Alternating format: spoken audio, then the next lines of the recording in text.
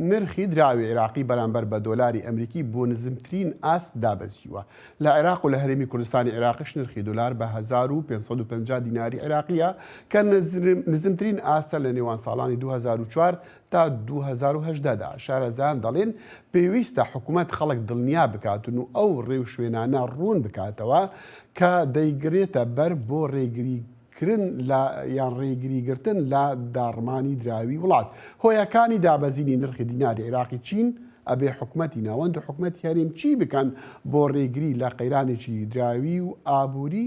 بۆ وەڵامی ئەم چەند پرسیارە میوانداری داکتەر نەبەرد کەریم پسپۆری دارایی و پرۆفسۆری زانکۆی پۆڵیتیک دەکەین کە ئێستا لە سلێمانی لەگەڵمانە.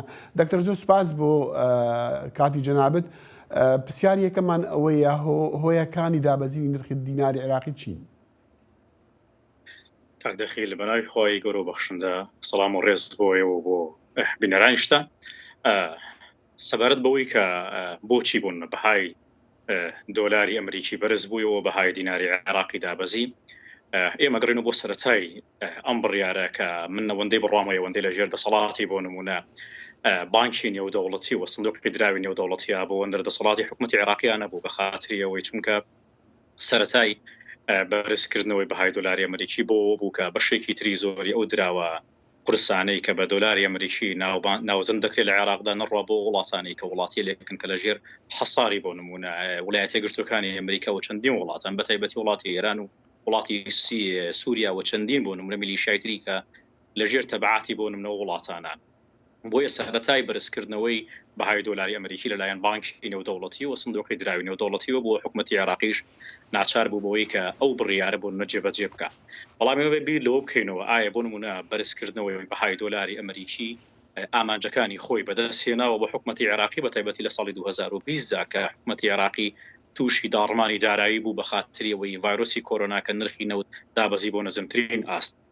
هەڵبەت تاوەکو ئێستا بەرزکردنەوەی بەهای دۆلاری ئەمریکی بۆ 1445 دینار بۆ حکوومەتی عێراقی داهاتی حکوومەتی عێراقی بەرز کردووەتەوە بینیمان لە کۆتا ڕۆژەکانی کابینی مستەفا کاظمی باسەوە کە یەکدەگی عێراقی بۆ دراوی قورس بەتایبەتی دۆلاری ئەمریکی نزیک بۆتەوە لە 90 ملیارد دۆلاری ئەمریکی کە ئەمە شۆک و ئینجازێک باسەکرەوە بەشێکی و ئینجازە بەرزکردنەوەی دۆلاری ئەمریکیەکەوت.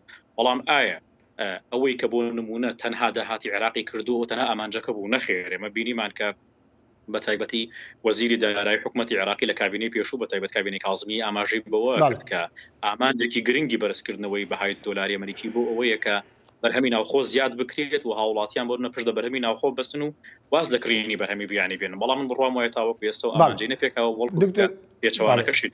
دکتۆر نەبەرد لە هەواڵەکاندا دوێنێ و پێرێش هەر باس کرا کە بانکی ناوەندی عێراق پلانێکی نوێی داناوە بۆ بەرزکردنەوەی نرخی دیناری عێراقی بەرامبەر بە دۆلاری ئەمریکی. بانکی عێراقی نرخی دیناری دابەزاندووە بۆ 1470 دینار، هەندێکش دەڵێن کردووە 1450 دینار بۆ هەر دۆلارێک. ئەم هەنگاوە قەیرانی کەمبوونی دۆلار لە بازارەکانی عێراق چارەسەر دەکاتن؟ کاک دەخیل لە بازارەکانی عێراقا بۆ جەنابەت بۆ بینەرانیشتان ڕوون و ئاشکرا بێ ئێمە قەیرانی بۆ نەسیویلەی نەقدی یان پارەی کاشی دۆلاری ئەمریکیمان نەیە. کێشەکە لێرە ئەوەیە بەشێکی زۆری ئەو دراوە قورسە ئەو دۆلار ئەمریکی کە ڕۆژانە بۆن لە بانکی مرکزی حکوومەتی عێراقی و بوون بە مەزایدەی علنیاوەتە بە ئاشکراکردن ئەخرێتە بانکەکانەوە لە بانکەکانەوە تەحویلەکەی بۆ بازاڕەکان. کێشەکە لێرەدا ئەوەیە بەشێکی زۆری ئەو دراوە قورسە لە ڕێگای قاچاغەوە لە ڕێگای چەندین کەناڵی دیکەوە ئەڕواتە دەرەوەی عێراق بۆ نمونە گەربێتەوە ئەو دراوە قورسانی ئەمریکا ڕۆژانە زیاتر لە 200 میلیۆن دلار هەندێ ڕۆژەیە بۆ نەگاتە 350 میلیۆن دلار ئەخرێتە بازاڕۆ بە دڵنیاییەوە بازاڕی عێراقی و بەتایبەتی بازرگانەکانی عێراقی قووەی ئەوەیان نییە تەواوی ئەو دلار نەساخ بکەنەوە، چونکە ئێمە تەنها دلارمان پێویستە بۆ ئاوردەکردنی یان بۆ نهێنانی بۆ نمونە بەرهەمی بیانی بۆ ناوخۆی عێراق. لە کاتێکدا ئابینی بۆ نمونە ئێستا بەشێکی زۆری بازرگانەکان مەخازنەکانی عێراق و هەرێمی کوردستان ڕن لە شمەکەوا بوو پێویستیان بە دلار نییە لە ئێستادا. بەڵام کێشەکە لێرە ئەوەیە ئەو بانکانە بەتایبەتی ئەو چوار بانکەی کە لە چەند ڕۆژی ڕابردووە کە بۆ کاری بەرزبوونەوەی بوون بەهای دۆلاری ئەمریکی کە لەلایەن بۆ نمونە حکوومەتی عێراقی و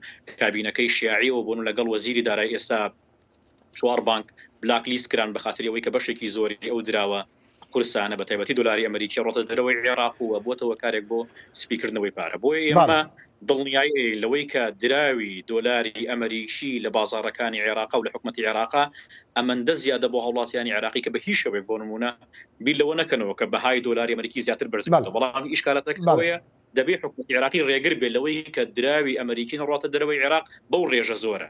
بۆ نمونە ئێران ما بەس ئێرانە دەمیست پرسیاری کۆتاییم ئەمە بوو دکتۆر نەبەرد دەوتری ئەوانەی کە لە ئەنجامی مامەڵەکردنی و بازرگانی بە دۆلار و تومەنی ئێرانی ئەوانن کە زۆربەی جار زەرمەندن لەم بازارەدا، یعنی ئەمە ڕاستە؟ بەتەکیدی بە خااتریەوەی کە دۆلاری ئەمریکی بۆ نەخاون بۆ نسیادەیەکی قورسر وڵاتی ئەمریکا و زۆربەی وڵاتەکان بۆ نمونە تعامل و باسرگانی پێوەکەن، بەڵام بە خااتر دراوی بۆ نمونە وڵاتی ئێران و دراوەیەکە لە ئێستادا لە چەند ساڵی ڕابردووە تاوەکو ێستا لە ژێر قەیرانێکی دارایی نێودەوڵەتیایە، بۆیە ناکرێت بۆ نمونە هاوڵاتیان بڕۆنە ئەو ریسکە و ئەو خطورە بکەن کە بۆ نمونە بازرگانی یان بستنس لە نێوان دراوی ئەمریکی و بۆ نمونە دراوی بۆ نمونە ئێرانی بکەن. بەڵام کاک دەخی من ئاماج بە بۆنم لێرە یە خەڵ بخەمە ڕوو بۆ هاوڵاتیان بەوەی کە زیاتر بۆ هاوڵاتیان ڕوبەڕووی ئەو ریسکیانە و مەترسیانە بنەوە. لە چەند ڕۆژی داهاتووە بەدڵنیایی وەیڵین کە نرخی دۆلاری ئەمریکی دابەزێ بۆ ئاسەی کە بۆ نمونە حکوومەتی عێراقی خۆی مەبەستێتی و لە ڕۆژانی پشوشە لە کریسمسا بۆ بانکی مرکزی ڕۆژانە دۆلاری ئەمریکی خاتە بازاڕەوە و لە ساڵی داهاتووە بە تەکیدی بۆ دۆلاری ئەمریکی بەو ڕێژە بەرزە نامێنێتەوە. بۆیە بە هیچ شێوەیەک پێویست ناکە هاوڵاتیان لە ئێستادا بڕۆن ئەو زیانە بکەن کە لە ئێستا بڕۆن دۆلاری ئەمریکی بکڕن. بەڵام دیسانەوە یعنی من خۆم بیر لەوە دەکەم چۆن بۆ نمونە خەڵک بتوانێت لە ئێران دۆلاری بازارەکانی عێراق بباتە ئێران بە هەدیان هەر شوێنێکی دیکە بەوەی ئەوەی کە بەوەی چۆن بە بازرگانی یان بە کڕینی دۆلار بە تومەنی ئێرانی کە هێزی کڕینی زۆر لاوازە هێزەکە ئەمە یەک دوایش ئەوە ئێران دەتوانێت ئەو پارەیە چاپ بکات لە ناو ئێراندا، یعنی ئەمە من خۆم لەوەتی ناگەم. کاک دەخیل ئینتاجی یان دروستکردنی بۆ نۆدراوی ئێرانی کەمترین تێچوویەکێ بۆ نمونەگە واتە ئەگەر بۆ نمونە من بڕۆم وایە ئەگەر حکوومەتی عێراقی یان حکومەیان بازاڕی بۆرسەی دراو ئەگەر بۆ نمونە $100 ئەمریکی بگات بە 5 بۆ نمونە ملیۆن چمەنی ئێرانی هێشتانە حکوومەتی عێراقی ئەو حکوومەتی ئێرانی ئەو تێچووی تێ ناچێکە بۆ هەر 5 ملیۆن بەڵام خەڵک مەبەستەوەیە چۆن خەڵک هێنانی. باڵێ دکتۆر بەورە کاتەکەمەوە مەبەستم ئەو بوو چۆن عێراقیەکان لە عێراق بازرەکانی عێراق خەڵک دۆلارەکەی خۆیان بدەت بە تومەنەدەن. زۆر سپاس دکتۆر نەبەردکەریم پسپۆری دارایی و پرۆفسۆری زانکۆی پۆلیتێکنیک لە سلێمانی. دەست خۆش.